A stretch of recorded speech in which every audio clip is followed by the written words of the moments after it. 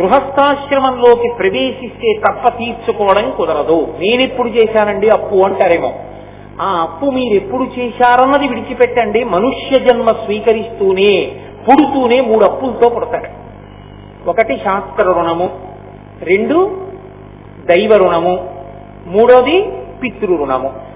ఇందులో శాస్త్ర రుణము అంటే ఋషులు మన కొరకు శాస్త్రాన్నంతటినీ ఇచ్చారు చదువుకుని జీవితాన్ని బాగు చేసుకోమని. ఆ రామాయణం కోట్ల రూపాయలు ఖర్చు పెట్టేశాం. కనీసం నీ ఇంట్లో 6 కాండల రామాయణం లేకపోతే నీలో ఏదో పెద్ద తేడా ఉందని గుర్తు. నీ ఇంట్లో భాగవతం 12 స్కంధాలు లేకపోతే నీ జీవితంలో ఏదో పొరపాటు ఉందని గుర్తు. కనీసం గ్రంథాలు ఇంట్లో ఉండాలి, ఎప్పుడో ఒకప్పుడు చదువుతాం. అవి కూడా లేని ఇల్లు దారుణమైనవి. ఇన్ని లక్షలు ఇన్నిటికీ ఖర్చు పెడుతున్నావు, రామాయణం 6 కాండలు నీ ఇంట లేవంటే ఏం చెప్పుకోవాలి? కాబట్టి శాస్త్రాన్ని చదవాలి. ఋషులు